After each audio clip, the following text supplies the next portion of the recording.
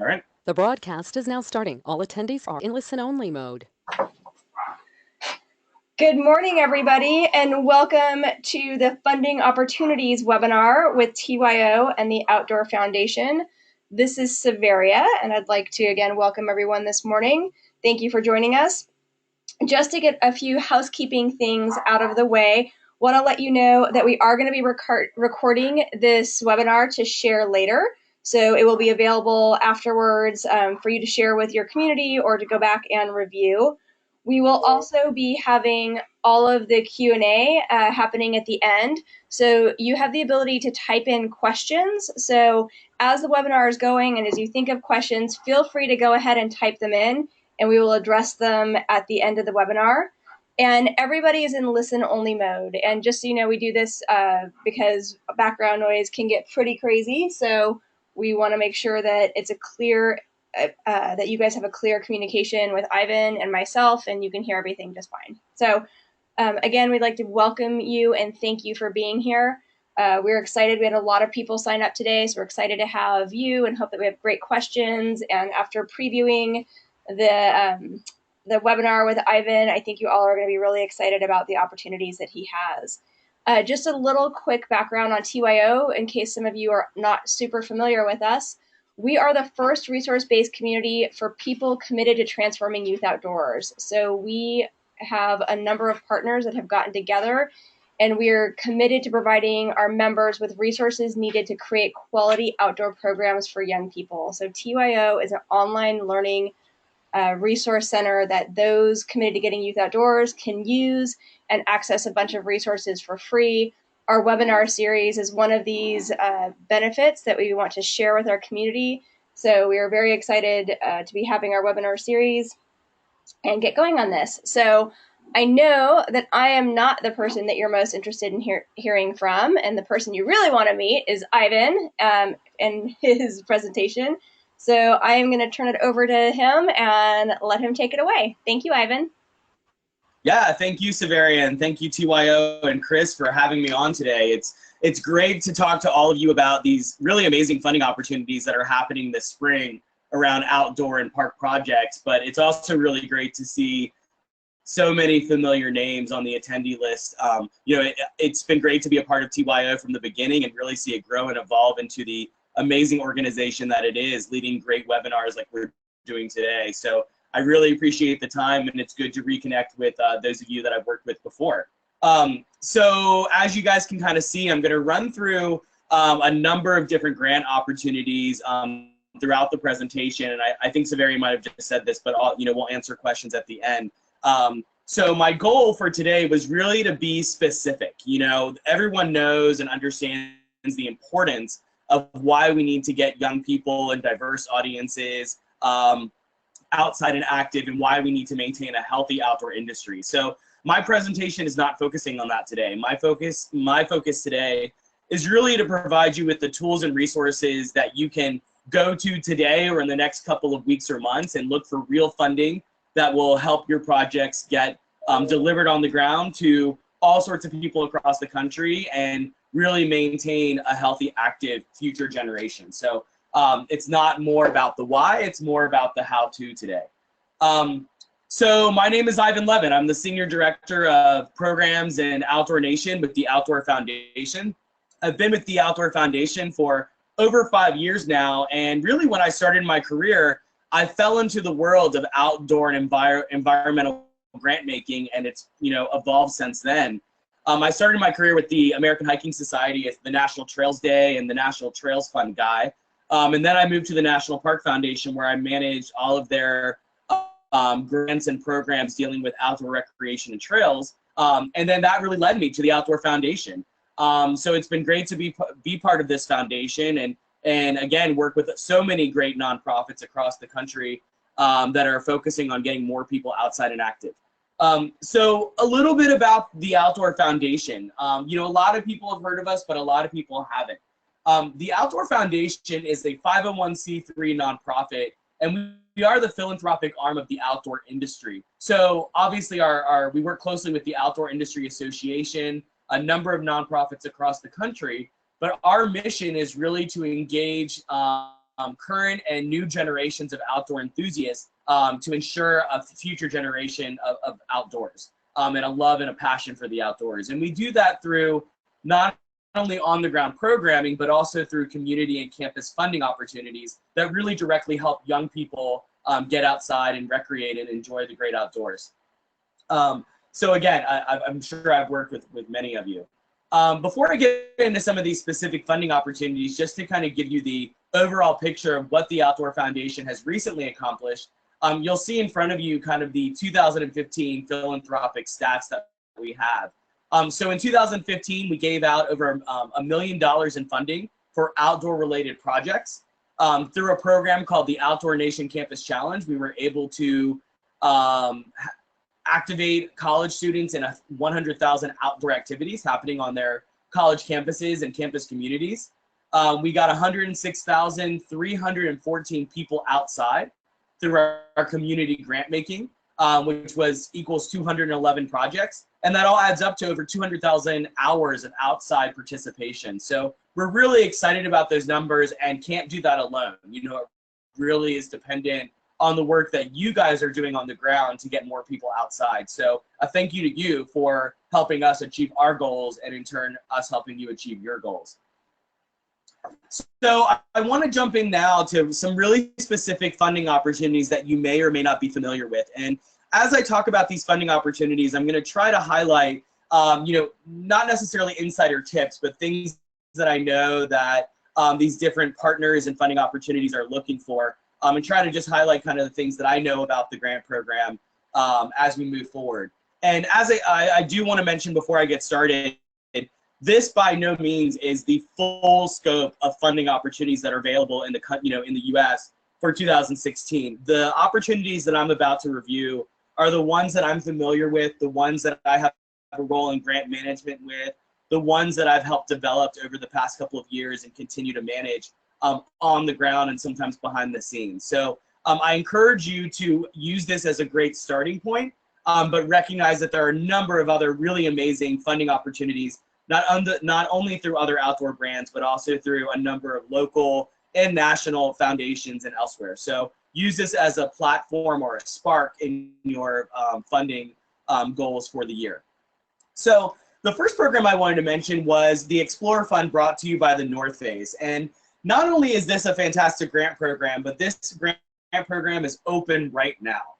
So if you go to explorerfund.org, you can actually submit an application as we speak. So it's a great opportunity to really start with.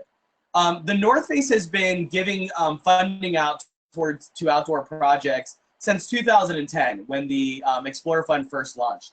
And since 2010, they've provided more than 400 grants to nonprofit orgs across the country, really serving tens of thousands of people in communities around the country.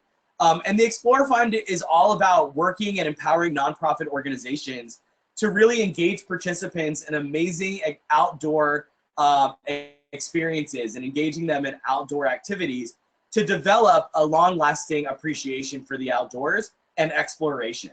And so this grant program has gone through a number of different phases, but currently it sits at, you can ask for funding from $5,000 to $25,000. So it's a great opportunity, and $25,000 is a significant amount of funding, especially as you guys know in this space. So it's really a rare and amazing opportunity to take advantage of. You know, as I said, the Explorer Fund is all about outdoor exploration and getting all sorts of people into the outdoors, participating in outdoor activities.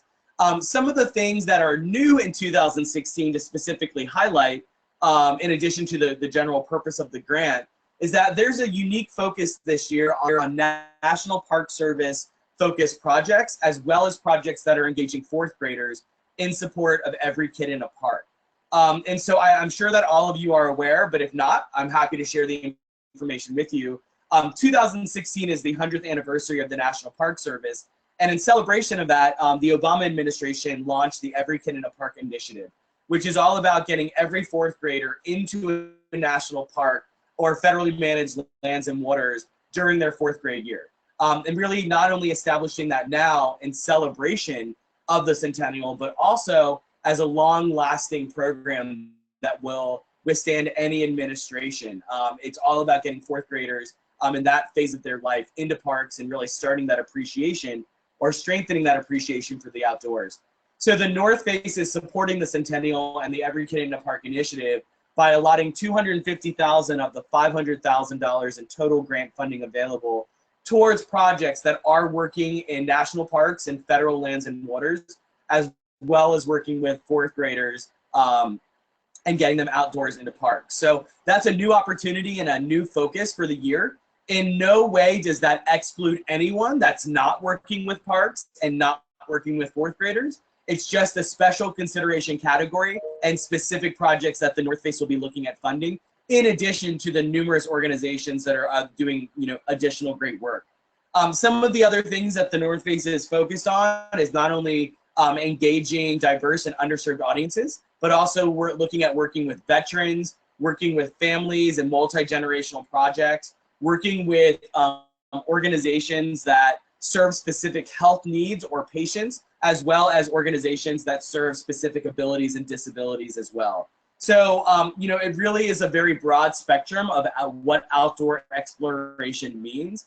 And it's purposely done so that all sorts of different projects can be funded under the umbrella of the North Face Explorer Fund. Some of the eligibility requirements, just to mention, is that you do have to be a 501c3 nonprofit organization. If you are not a 501c3 specific nonprofit organization, but you'd like to apply, we have some functions in place, for example, invitation codes that are available for organizations that want to apply but are not 501c3s. However, regardless how you get your application submitted, or if you receive an invitation code, the funding from the Explorer Fund does have to go into, or does have to go directly to a nonprofit organization. So you do need to have a 501c3 fiscal partner that's willing to accept the funding on your behalf if you don't fit that nonprofit requirement. Another thing that folks look for as far as eligibility is that this program does fund direct program costs more so than overhead. And so depending on the amount of money that you're requesting, there is a percentage that goes along with the overhead requirement. And you can check that out not only in the eligibility quiz, but also in the application itself. There's language around the percentage for overhead in the budget question. Some of the other things to mention about the North Face is definitely, or the Explorer Fund is definitely to check out explorerfund.org. You see the link in front of you, where you can read about specific things that the North Face Explorer Fund does not fund. You can also see how the projects are evaluated, such as on impact, values, design, and organizational and funding capacity. Those are specific things that are evaluated during the final review of the applications. So there's a lot of information on the Explorer Fund website, as well as the direct link to the eligibility quiz and the application. So if you do have questions, certainly get in touch. You can reach me through not only through this platform, but also through the email address available on the application for the Explorer Fund. So, and I'll look forward to any questions at the end of the presentation. So that is the North Face Explorer Fund currently open, and the application closes on April 5th.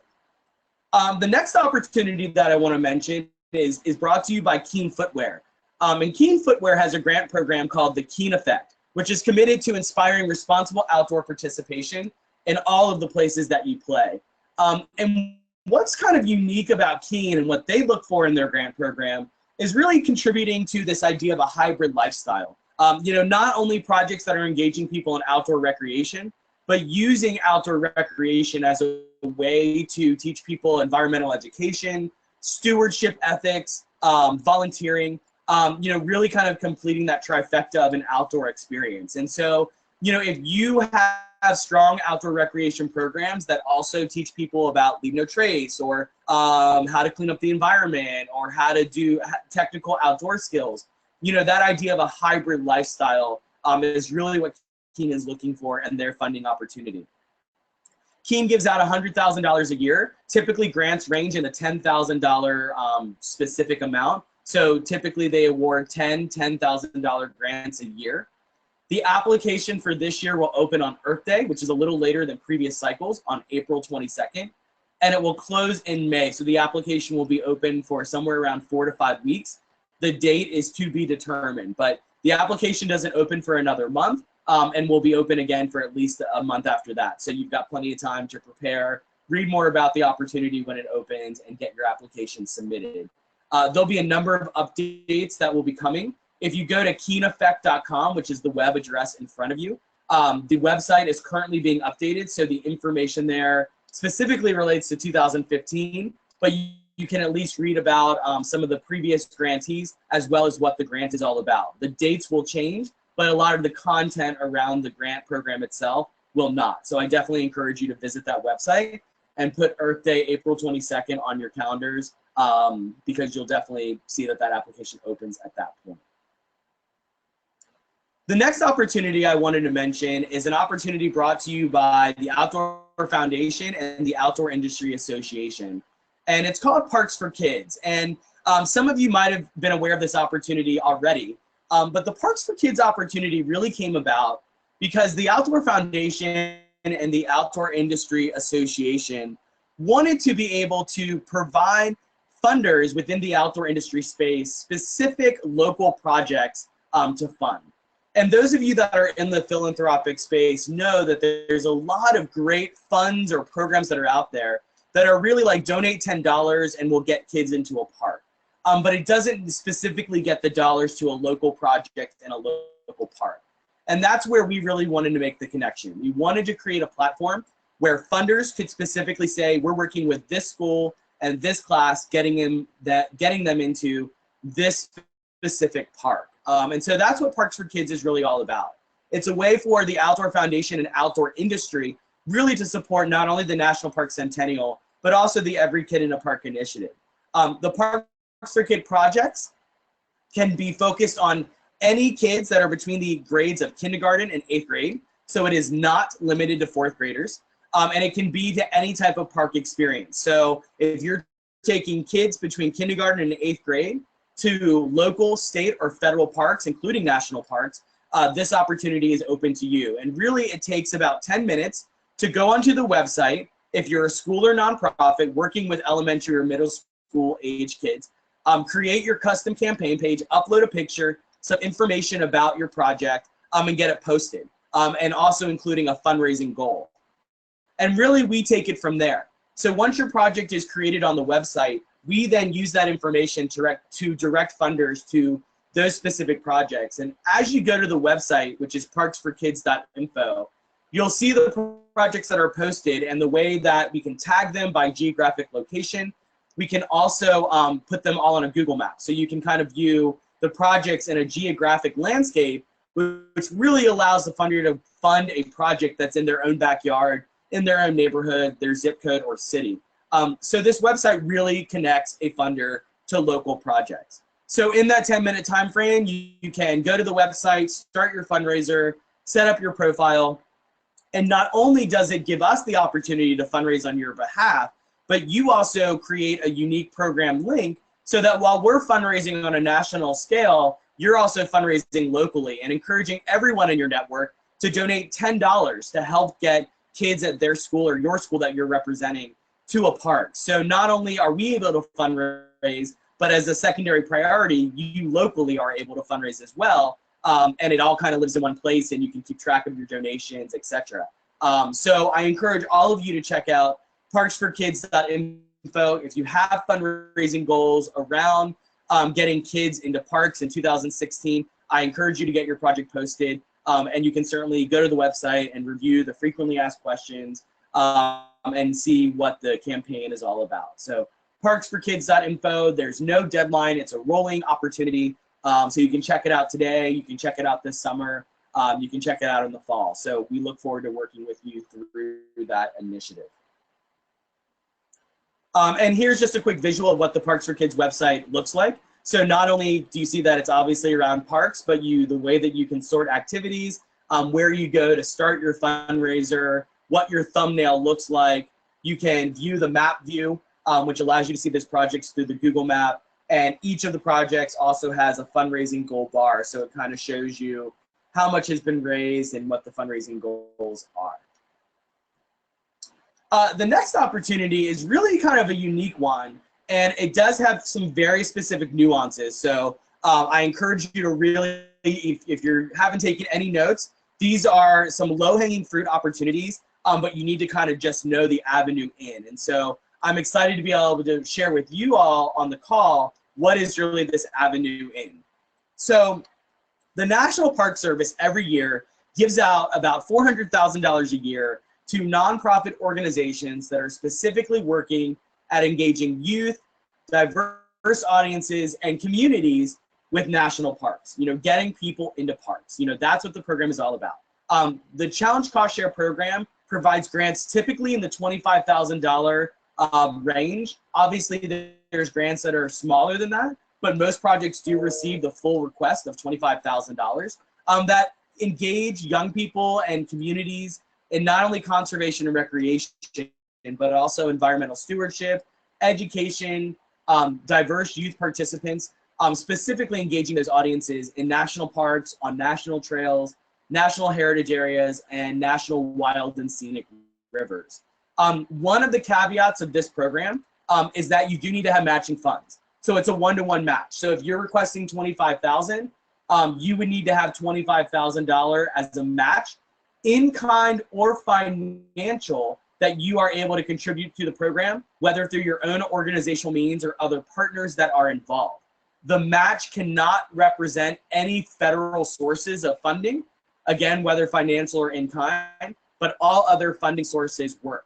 So if you are requesting $10,000, you need to have $10,000 of in-kind contributions, either in kind or financial. So that is one special, unique thing about this opportunity. The second is proposals must be submitted by the National Park Service. However, the grant agreement and the actual dollars go directly to a nonprofit partner. So if you are on this call and you work with a national park, trail, heritage area, or wild and scenic river, you have to work with your National Park Service counterpart to actually get the project submitted. If the project is awarded, then we contact you as the nonprofit partner. We make you the grant contact, and your organization signs the agreement and receives the funding.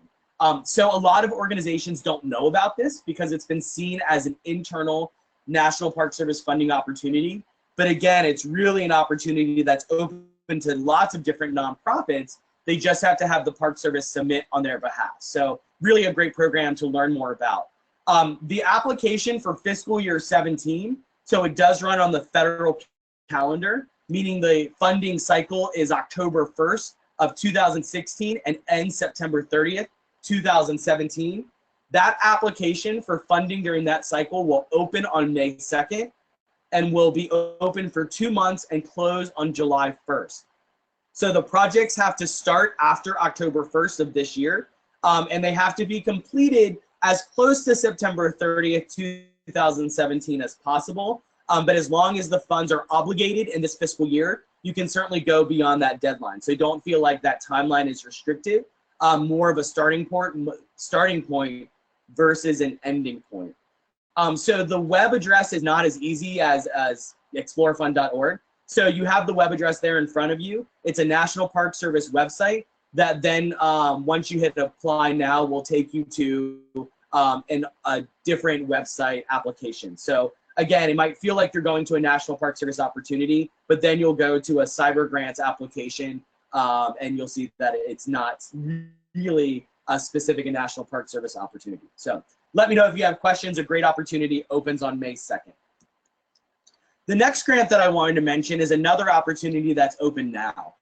And this is an opportunity through the Outdoor Foundation called the Paddle Nation Project. And the Paddle Nation Project awards grants up to $2,500 that specifically supports projects and initiatives that result in increased paddling participation.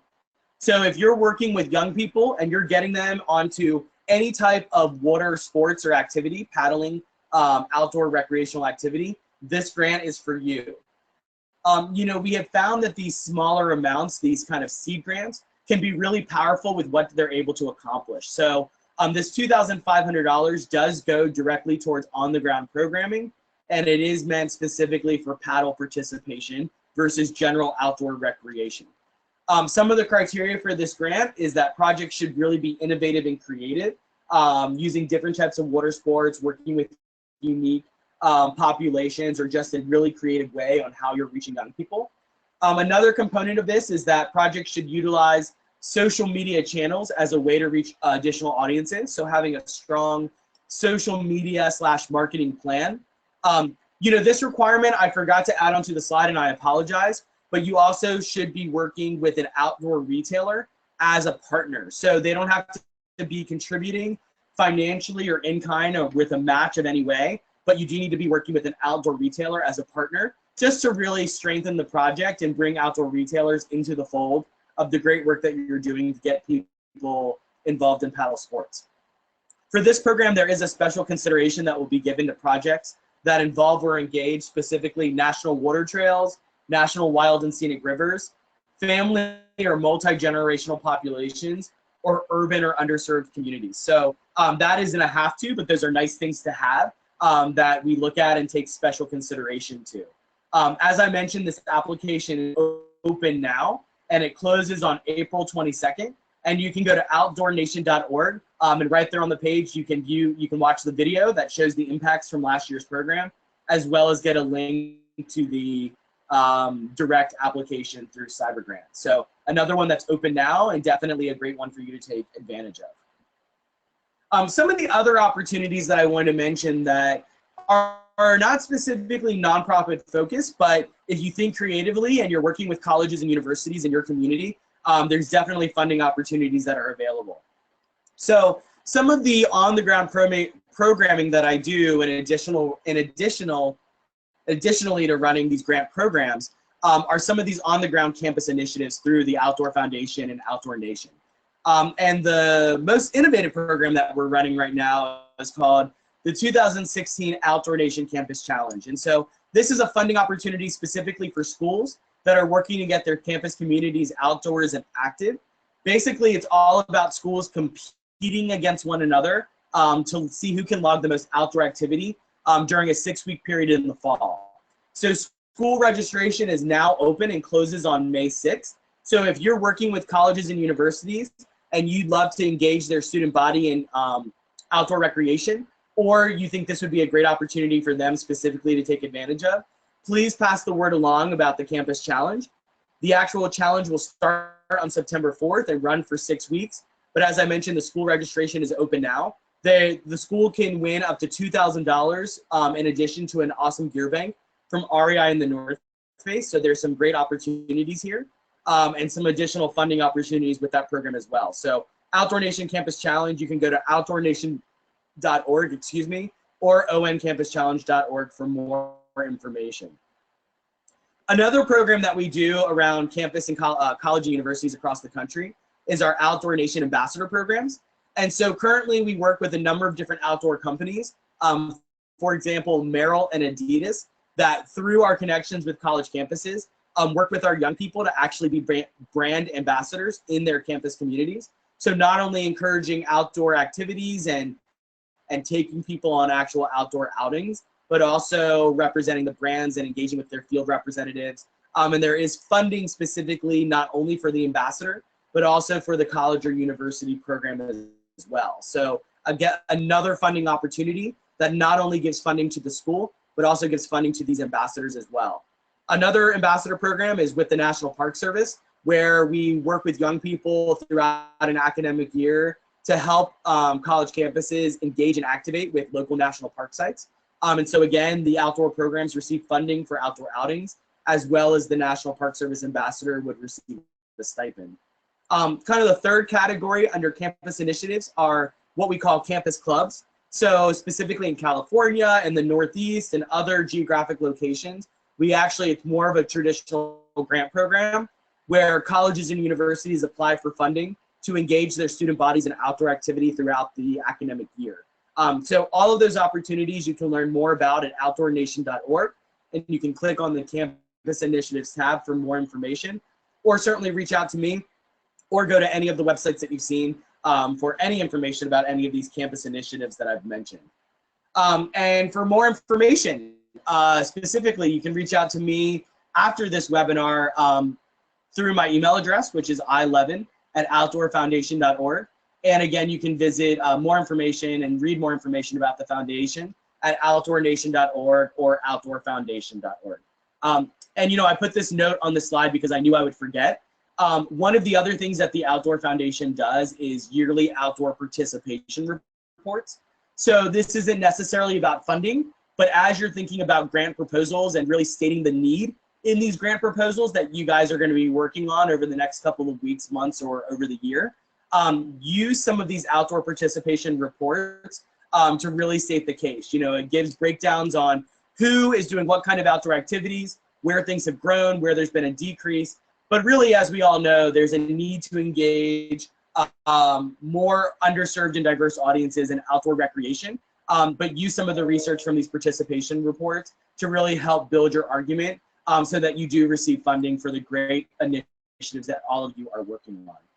So I will turn it back to Severia, and I know she's going to help work with some of the questions that are coming through. So thank you, everybody, for your time. I hope everybody got something out of this presentation, and if anything, a call to action to go onto another website and apply for these great funding opportunities, you know, today or over the next month. So thank you, and I look forward to answering your questions.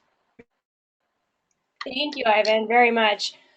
So just as a recap, we're going to go over some of the questions. This webinar and the deck will also be available on TYO. So if you, for some reason, didn't get the whole URL written down, you're like, oh, what was that website? We'll have it available to you in the next few days. So no need to worry about that. I'm going to go through a number of the questions, sort of in order of the opportunities that Ivan had mentioned. So as far as, in particular, in regards specifically to the North Face grant, do most of these opportunities favor national programs or regional small-scale programs? You know, honestly, it's a mix. Like for the Explorer Fund, for example, there definitely have been grantees in the past that are larger requests that receive the full $25,000 for national initiatives.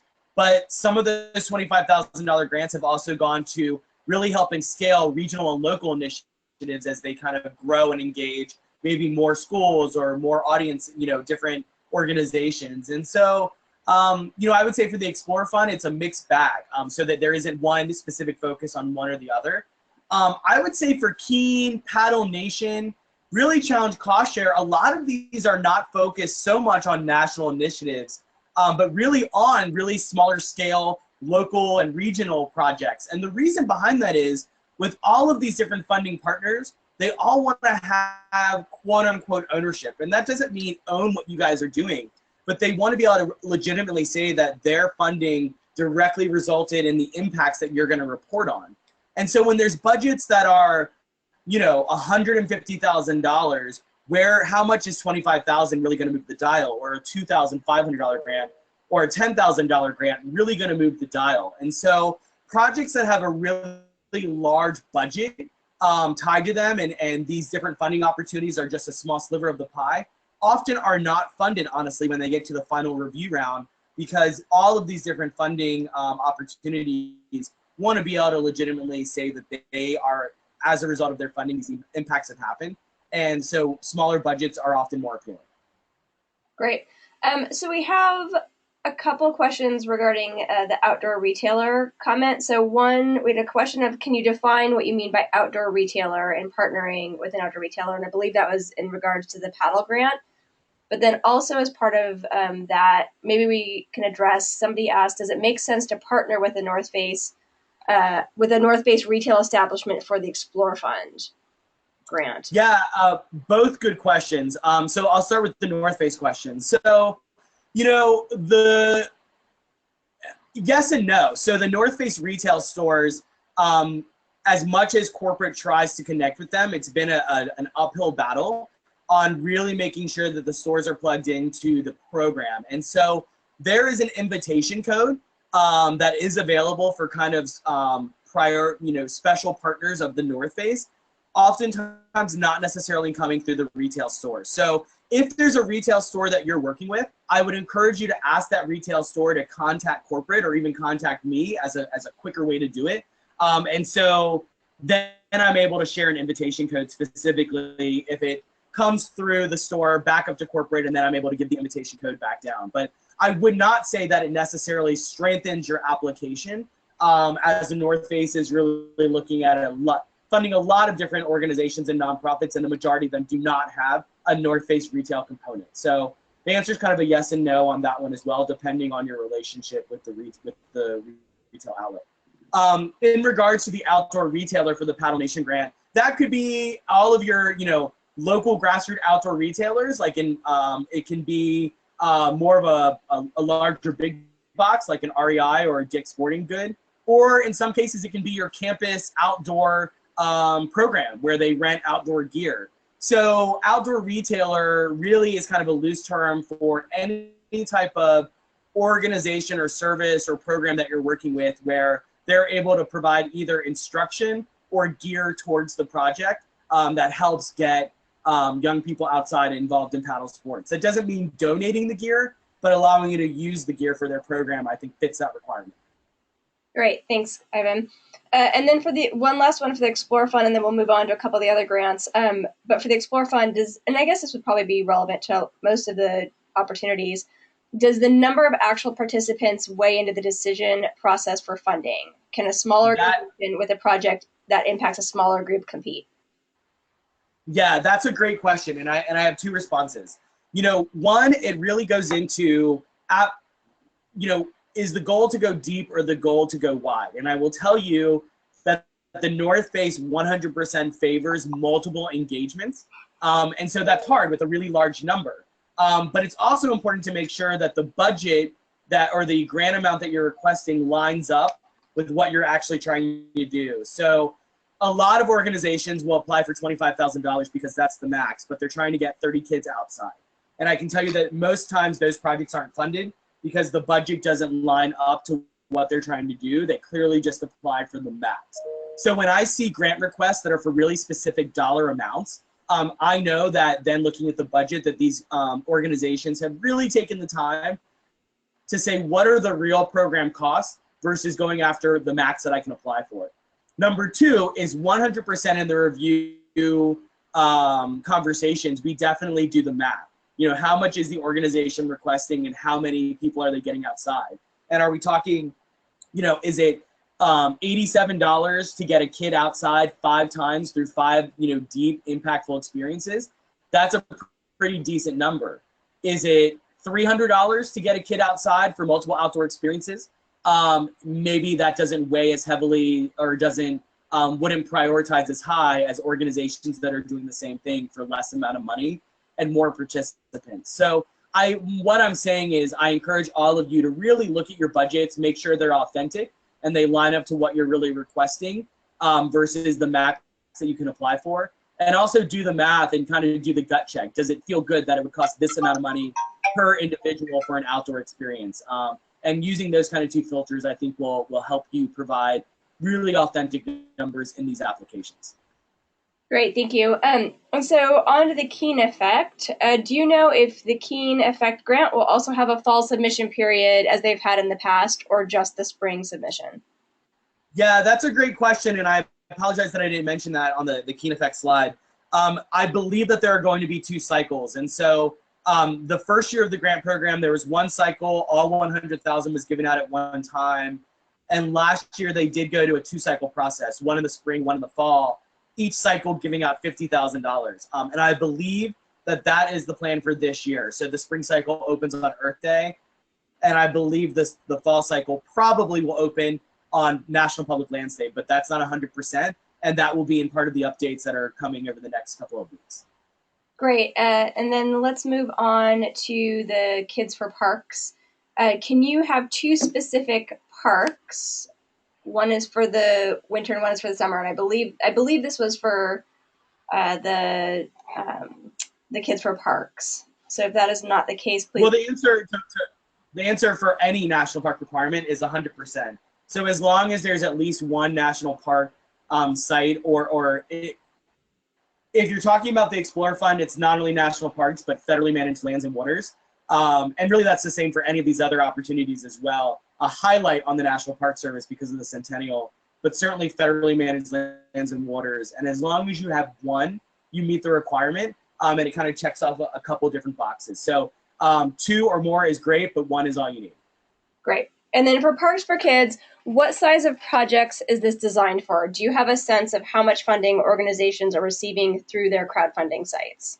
I do. So, a lot of the projects are pretty small scale, as you can imagine. This 4th grade class or this school getting into a park, and it's going to cost $1,000. And so when you go onto the website, you can see the different amounts that people are asking for. And I've actually gone through and done the math to see, like, do things make sense? As far as one group asking for a dollar amount and another group asking a dollar amount for the same number of kids. And it really does work out that most of the requests are, from $400 to get one specific class outside, $400 or $500 to $1,000 to $2,000 to get, an entire 4th grade, like 4 classes from a school to a park. But then you'll also see some other projects like, I think it's Contra Costa County, which is where Richmond, California is based.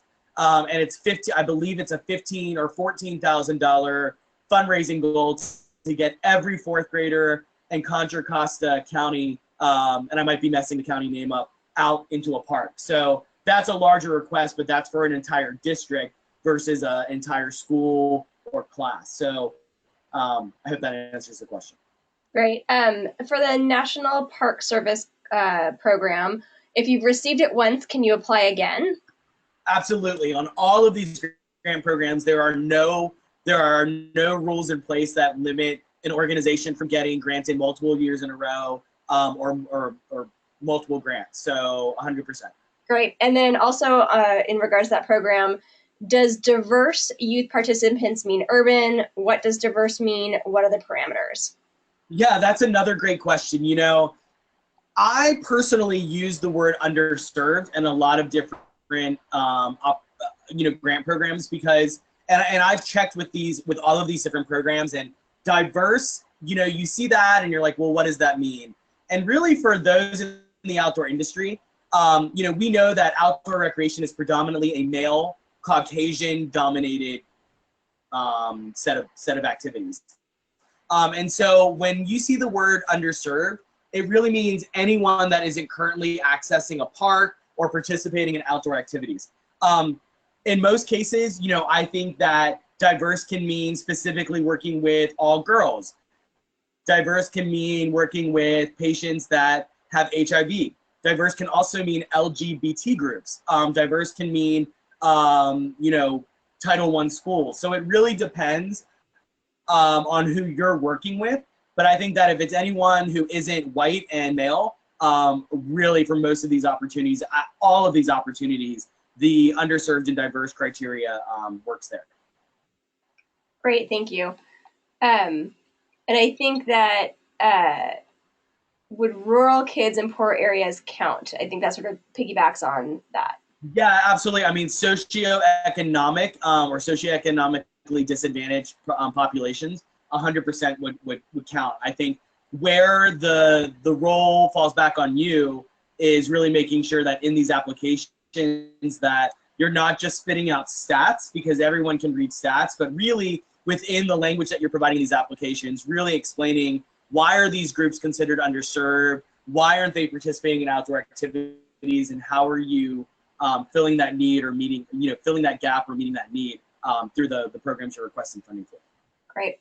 I know that you mentioned on one of the programs that social media presence was a key factor in the application process, but in general, what if an organization does not have a broad social media presence, specifically, let's say, the North Face Explore Fund? Yeah, that one, the North Face, we've learned our lesson with that program.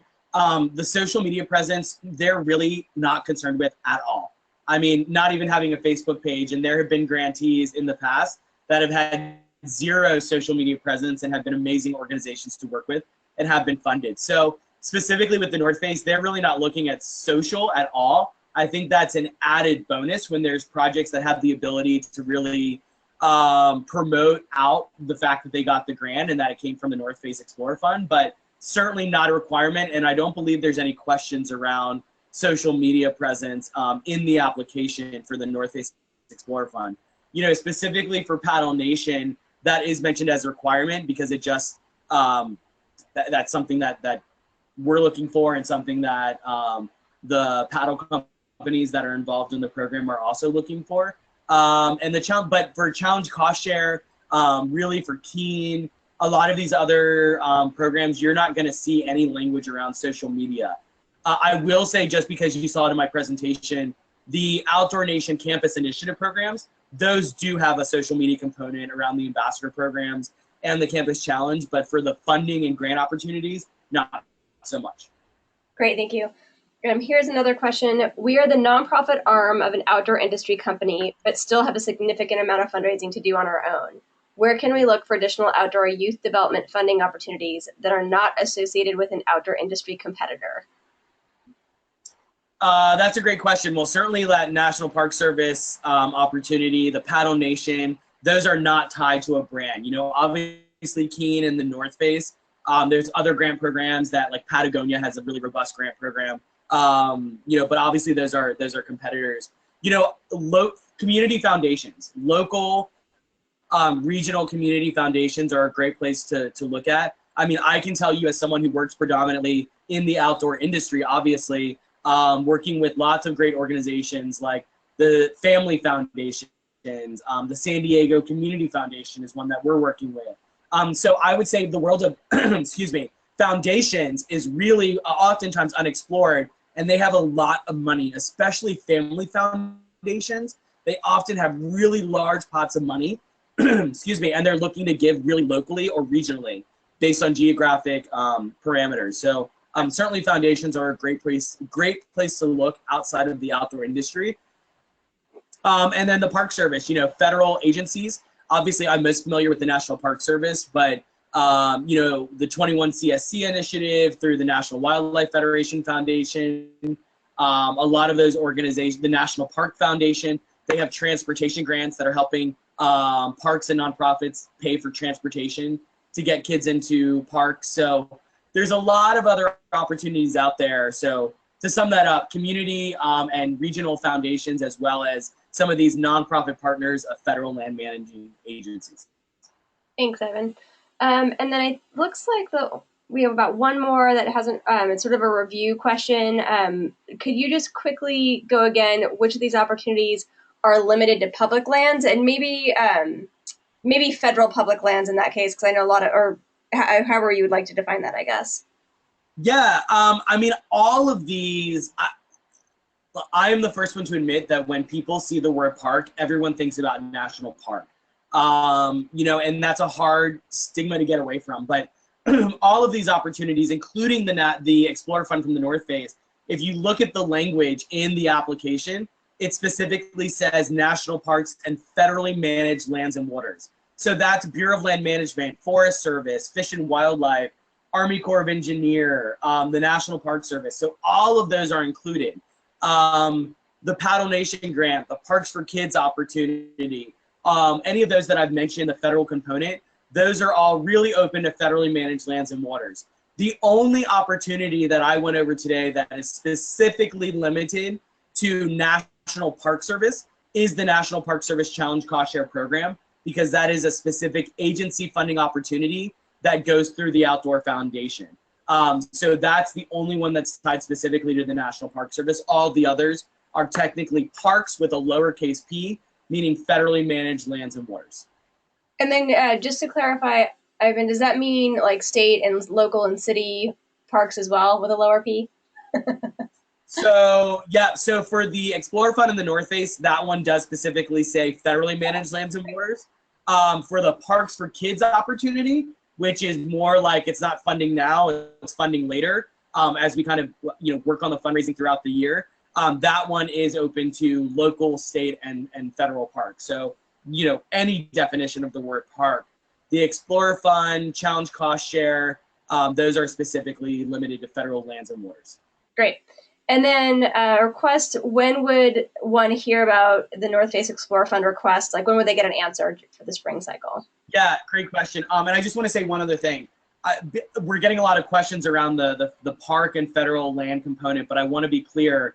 The Explorer Fund is giving out $500,000 this year, and they've earmarked a certain amount to go towards projects that are working with parks and federal lands. But then no way does that limit everyone else that's working with kids and getting them outdoors wherever that may happen. So that is not a limitation. It's just a special consideration. So the Explore Fund is 100% open to all groups, nonprofits, getting kids and people outdoors and active. It's not limited to parks. So I just want to be clear on that. And I'm sorry, Severia, what was the second? Thank you for the clarification. That's good. When would one hear about the answer to the North Face Explore Fund? Oh, right. So no later than June 1st, and we're actually hoping for the last week of May, but no later than June 1st, notifications will go out about the Explore Fund, and the checks will be received within the next before July 1st. So we're trying to get checks out as quickly as possible. Announcements will go out June 1st, and checks will follow pretty quickly after that. Great, thanks so much. We do have 10 more minutes if there's any more questions. I just again would like to thank Ivan for his time and for all of you for attending the webinar. We will have the recording and the deck available after the webinar on TYO. So we'll be posting these to TYO, and you'll be getting a follow-up email from GoToWebinar that has the information as well, just letting you know where to look for it. So if you missed part of the webinar, please know that you did not actually miss anything, because it will be available. And let's see, we have another question. Awesome. Is there any preference for programs connected to schools? I mean, again, with the Explore Fund North Face opportunity, there is one of the second question you're going to answer is, are you working with fourth graders in support of every kid in a park? And so it's a special consideration, but not a limitation. So specifically, the Explore Fund does ask about fourth graders because of the Every Kid in a Park initiative. And then the Parks for Kids program, which I mentioned, that does have to engage grades K through 8th grade. But that just means kids to parks, and kids are naturally going to be in school around that age frame and, age bracket. So, but none of them are school exclusive, exclusive to schools. Cool.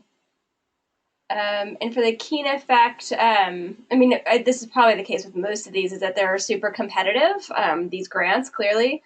So is there any ideas on the Keen one specifically for priorities? Are there any ideas on their specific funding priorities that aren't given on the website for Keen?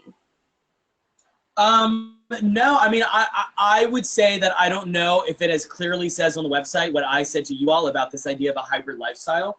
And that's taking the idea of outdoor recreation one step further, and it plays into those words that you see, responsible participation. And let me just kind of go back to that opportunity.